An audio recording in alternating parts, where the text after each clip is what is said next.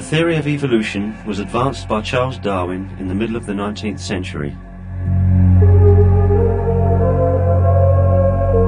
That period greatly differed from today in terms of its extremely poor level of science and technology.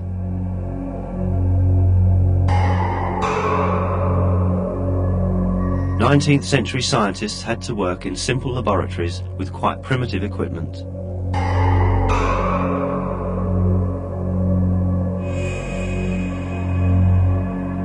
With the devices then available, it was impossible for them to view even bacteria.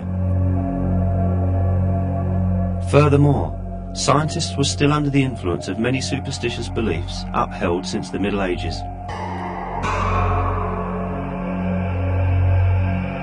One of these superstitious beliefs was that life had a simple form.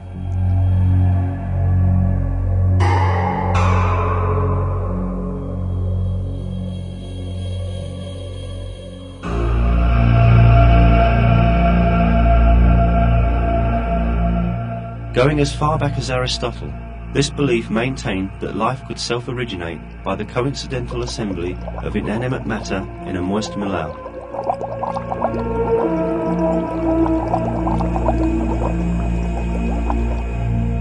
While developing his theory, Darwin relied on the belief that life basically had a simple structure.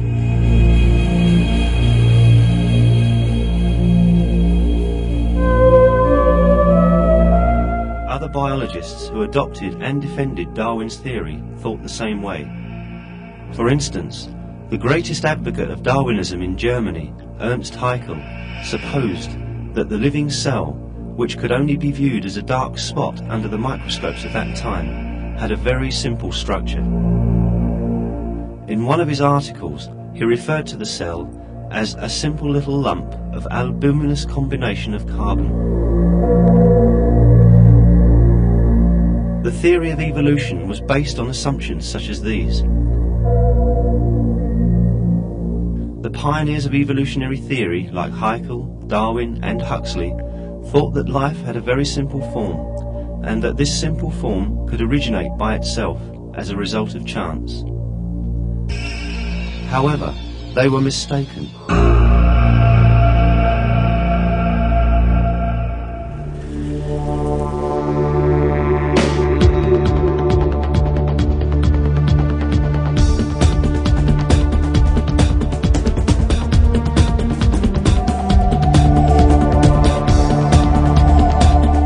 In the 1.5 centuries that have passed since Darwin's day, giant steps have been taken in science and technology.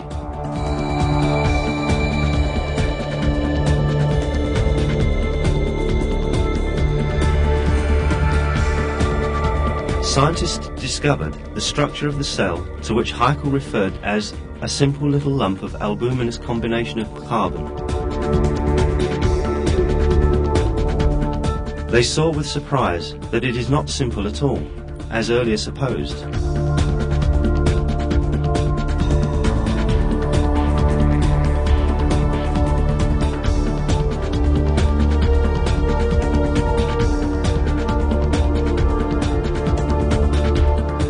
It was revealed that the cell has a system so complex as to have been unimaginable in Darwin's time.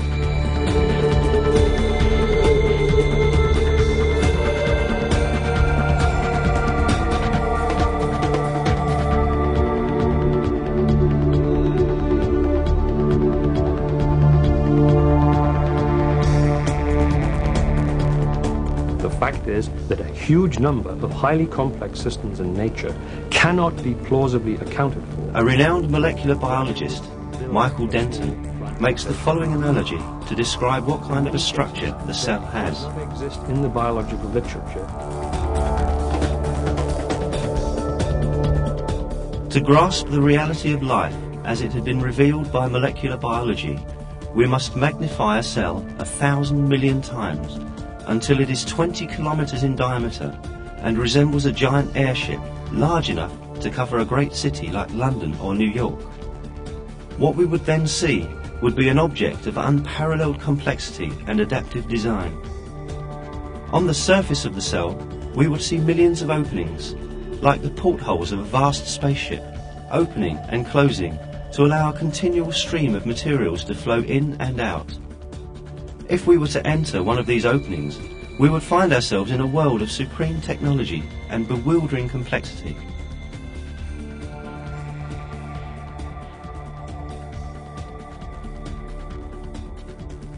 Now let us vitalise Professor Denton's spaceship analogy and see the complexity in the cell closer.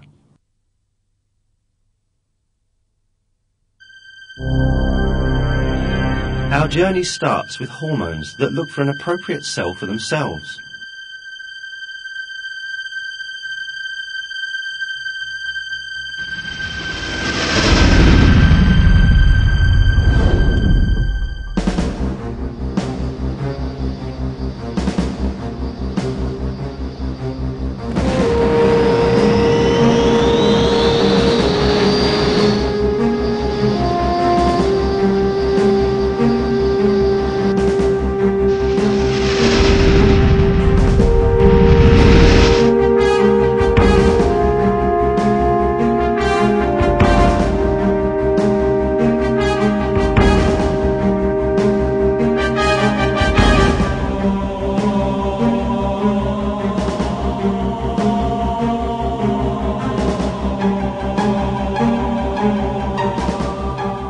When hormones approach the cell, they first look for a door that will let them in.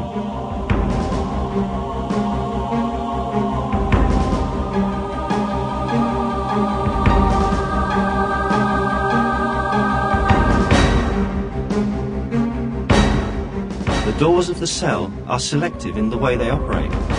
Every molecule stopping by a door is checked by the door to see whether it is beneficial to the cell or not. The doors open only for useful molecules.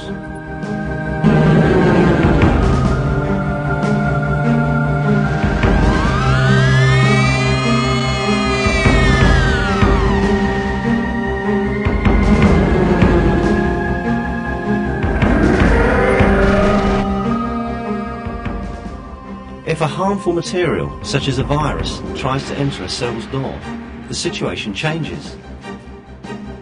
The cell door analyses the material, finds out that it is harmful, and rejects it.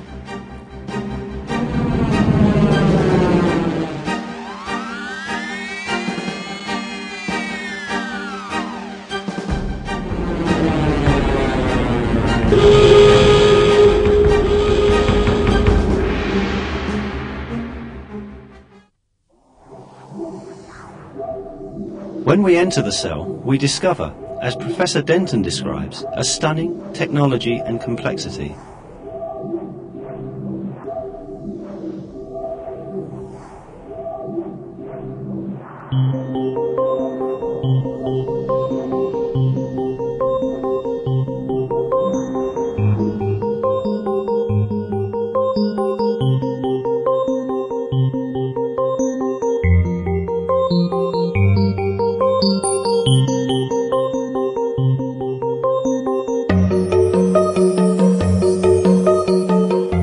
When hormones step in the door,